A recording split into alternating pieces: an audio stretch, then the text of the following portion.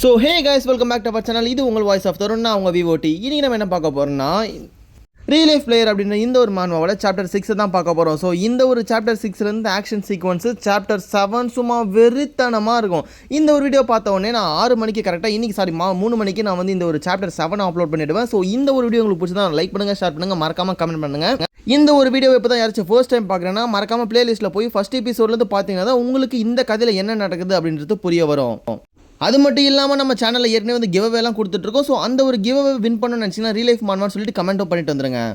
So இந்த ஒரு எபிசோடில் நான் கொஞ்சோண்டு என்னோட வாய்ஸ் எல்லாம் சேஞ்ச் பண்ணியிருக்கேன். ஸோ அது உங்களுக்கு பிடிச்சிருந்துச்சுன்னா மறக்காமல் ப்ரோ இந்த மாதிரி பேசுங்க ப்ரோ, இது நல்லா இருக்குன்னு சொல்லி வச்சுருங்க. ஸோ வளவலன்னு பேசாமல் வாங்க வீடியோக்குள்ளே போகலாம்.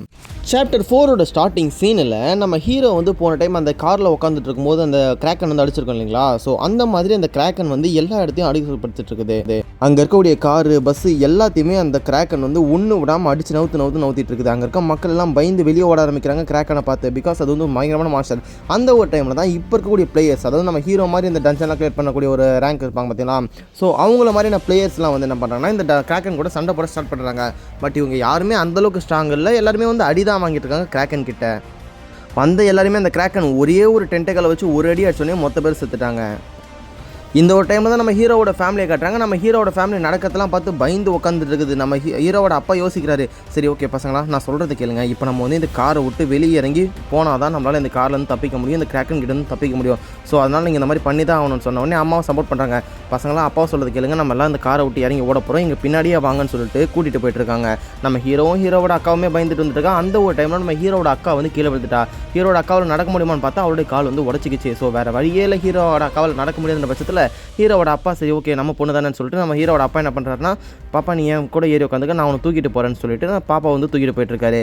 நம்ம ஹீரோ கிட்ட அவன் நீ எப்படி இருக்குன்னு கேட்டவொடனே ஹீரோ வந்து நான் நல்லா நடப்பேன்னு சொன்னோடனே முன்னாடி இருக்கிற பிளேயர்ஸ்லாம் என்னை பின்னாடி ஃபாலோ பண்ணுவாங்க, நான் அவங்களை கூட்டிகிட்டு போகிறேன்னொடனே ஹீரோவோட ஃபேமிலி மொத்தமாக அந்த பிளேயர்ஸை ஃபாலோ பண்ணி போயிட்டுருக்குது. முன்னாடி போயிட்டு அந்த ஒரு பிளேயர் என்ன ஃபாலோ பண்ணுங்க, நான் அவங்களை பாதுகாக்கிறேன்னு சொல்லி கூட்டிகிட்டு போயிட்டுருக்காரு. இதை கேட்டோன்னே ஹீரோ சந்தோஷப்படுறான், பரவாயில்ல நம்ம இவரை ஃபாலோ பண்ணலாம்னு சொல்லி யோசிக்கும் போதே அவருடைய உடம்புல பலாருன்னு ஒரு ஈட்டி வந்து குத்துது. என்னடா நம்ம ஹீரோ பார்த்தா முன்னாடி இந்த பிளேயர் வந்து செத்துட்டான். ஹீரோட ஃபேமிலி மொத்தம் ஆச்சரியப்படுது, என்னடா ஆச்சு இந்த மாதிரி பார்த்தா அந்த இடத்துல ஒரு சில மாஸ்டர்ஸ் கையை காலை வச்சுக்கிட்டு கையில் வெப்பன்ஸோட வருது. இதை பார்த்துட்டு நம்ம ஹீரோ வந்து யோசிக்கிறான், இதெல்லாம் வந்து ரேங்க் 7 மாஸ்டர்ஸ் ஆச்சு, இதுங்கெல்லாம் இப்படி இங்கே வந்துச்சு, நான் போன டைம் ஆக்சிடென்ட் நடக்கும்போது இந்த டைம் இது வரலையே, இதோட பேர் டைவர்ஸ் அப்படின்னு சொல்லுவாங்க. ஸோ இந்த மாதிரி மீன் மாதிரி இருக்கக்கூடிய இதெல்லாம் ரேங்க் 7, இதெல்லாம் மக்களை மட்டும் தான் கொள்ளும், மற்றபடி பிரச்சனை பண்ணாது. இதெல்லாம் ரேங்க் 7, இதோட பேர் வந்து டைவர்ஸ்.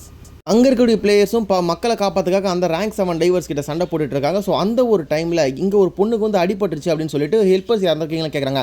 ஒரு பொண்ணு என்னால் முடியும்னு சொல்லிட்டு ஹெல்ப் பண்ண வர அவளையும் ஒரு குத்தி கிழிச்சிடுது. சாரி மக்களே, கத்தி வந்து குத்தின்னு மாறிடுச்சு. ஸோ இந்த ஒரு டைமில் அந்த டைவர்ஸ் எல்லாமே மக்களை கொலை பண்ணிட்டு இருக்க. ஸோ நம்ம ஹீரோ வந்து யோசிக்கிறான், நம்ம ஃபேமிலி எப்படிடா காப்பாற்றுறதுன்னு சொல்லி பயந்துட்டு இருக்கும்போது ஹீரோட அப்பா வந்து குழந்தைய தூக்கிட்டு ஓடிட்டே இருக்காரு. ஸோ அப்போது அந்த ஒரு டைமில் ஹீரோட ஃபேமிலியை ஒரு டைவர் வந்து பார்த்துட்டு அவங்க வேகமாக பின்னாடி ஃபாலோ பண்ணிட்டு வருது. ஸோ அந்த ஒரு டைமில் ஹீரோட அப்பா என்ன சொல்கிறேன்னா, நீங்கள் யாரும் பின்னாடி திரும்பி கூட பார்க்கக்கூடாது, நான் சொல்கிறத கேளுங்க, பின்னாடி திரும்பி பார்க்காம வேகமாக ஓடுங்கன்னு சொல்லிட்டு ஹீரோட அப்பா பையனையும் பொண்ணையும் தூக்கிட்டு ஓடிட்டு இருக்காரு. ஸோ அந்த ஒரு டைமில் அந்த கிராக்கன் வந்து பயங்கரமான அராஜகம் பண்ணிட்டு இருக்குது.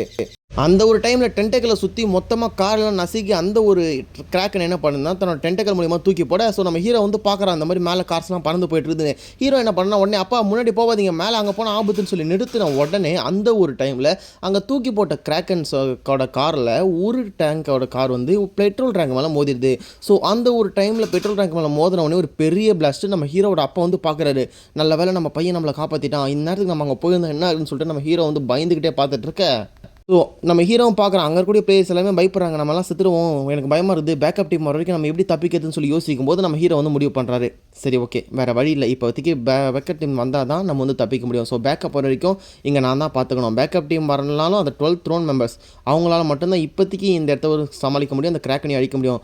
அதனால் இப்போ எனக்கு வேறு வழியே கிடையாது, என் ஃபேமிலியை காப்பாற்ற நானே தான் களத்தில் இறங்கி ஆகணும்னு சொல்லிட்டு நம்ம ஹீரோ முடிவு பண்ணுறான். நம்ம ஹீரோ முடிவு பண்ண உடனே தான் மேலே மாட்டிட்டு இருந்த அந்த ஒரு பேக்கை கட்டி கிடச்சிட்டு தன்னோட பாக்கெட்லேயும் பேக்லேயும் இருந்த கத்தியும் கத்திரிக்கோளையும் எடுக்கிறாரு. ஸோ இந்த ஒரு டைமில் இதை எடுத்த உடனே நம்ம ஹீரோட அக்கா வந்து பார்த்துருப்பாங்களா, எதுக்கு இந்த மாதிரி கத்திலாம் எடுக்கணும்னு சொல்லிட்டு நம்ம ஹீரோட அம்மா கேட்க நம்ம ஹீரோ வந்து சொல்கிறான், நீங்கள் இங்கே பாருங்கள் அப்பா அம்மா, நான் சொல்கிறது அமைதியே கேளுங்க, இந்த இடத்த விட்டு நீங்கள் என்னன்னாலும் செய்யக்கூடாது, இந்த இடத்துல நான் பண்ணணும்னு எனக்கு தெரியும், அங்கே இருக்க மாஸ்டர்ஸை நான் சமாளிச்சிடணும். ஹீரோட அப்பா பார்க்குறாரு, இந்த மாதிரிலாம் நீ பண்ணக்கூடாது, நீ சின்ன பையன் சொன்ன. ஹீரோ இல்லை எனக்கு தெரியும், நீங்கள் அமைதியாக இருங்க அப்படின்ற மாதிரி சொல்கிறான். சப்போஸ் இந்த இடத்துல நான் இல்லாமல் ஏதாவது ஒரு மாஸ்டர் வந்துச்சுன்னா அதை நம்ம அக்கா பார்த்துப்பா. ஏன்னா அக்காவுக்கும் மானாவை எப்படி கண்ட்ரோல் பண்ணுறதுன்னு தெரியும் அப்படின்னு நம்ம சொல்ல, இதை கேட்ட அக்காவும் நான் எப்படி பண்ணுறதுன்னு சொல்லி ஒரு மாதிரி பார்க்குறா. ஸோ நம்ம ஹீரோவும் வேறு வழி இல்லாமல் ஃபேமிலி நீங்கள் இங்கேயே இருங்கன்னு சொல்லிட்டு நம்ம ஹீரோ வந்து அங்கே சண்டை போகிறதுக்காக போகிறான். இந்த மாதிரி நம்ம ஹீரோ கிளம்பின உடனே இந்த ஒரு சாப்டரோட சாப்டர் 6 வந்து முடிச்சிடுறாங்க. ஸோ ஹே கைஸ், நான் சொன்ன மாதிரி சாப்டர் 4 and 5 and 6 தான் போடுறதா இருந்துச்சு.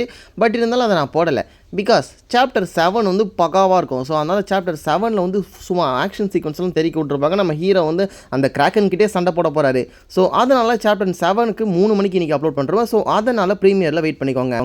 அது மட்டும் இல்லாமல் ரியல் லைஃப் மான்வான்னு சொல்லிட்டு எல்லாருமே கமெண்ட் பண்ணிட்டு வரீங்க. ஸோ அதை நினச்சா ரொம்பவே சந்தோஷமாக இருக்குது. ஸோ இந்த ஒரு எபிசோட்லையுமே ரியல் லைஃப் மான்வான்னு சொல்லி கமெண்ட் பண்ணுங்கள். இப்போ கிட்டத்தட்ட பார்த்தீங்கன்னா நம்ம வந்து 5 கிராஸ் பண்ணிட்டோம். இப்போ நம்ம வந்து 6வது.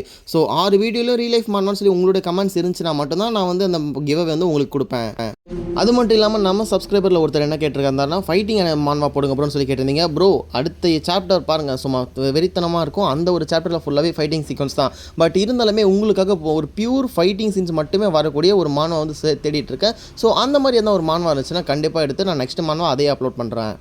ஸோ இது வரைக்கும் இந்த வீடியோ பார்த்துனா உங்கள் எல்லாருமே ஒரு தேங்க்ஸ் சொல்லிக்கிறேன். அது மட்டும் இல்லாமல் இந்த ஒரு வீடியோ உங்களுக்கு பிடிச்சிருந்தா மறக்காமல் ஒரு லைக் அண்ட் சப்ஸ்கிரைப் பண்ணி வச்சுருங்க. இதுக்கு மேலே நான் வரக்கூடிய எல்லா கண்டென்ட்ஸும் வந்து பெல் நோட்டிஃபிகேஷன் ஆன் பண்ணி வச்சுருந்தா உங்களுக்கு வந்து கண்டென்ட்ஸ் வரும். அது மட்டும் இல்லாமல் அடுத்த எபிசோட் ப்ரீமியர் போட போகிறேன். ஸோ உங்களுடைய சப்போர்ட்டான ஒரு லைக் மட்டும் தான். ஸோ அதை கொடுத்தீங்கன்னா ரொம்ப சந்தோஷப்படுவேன்.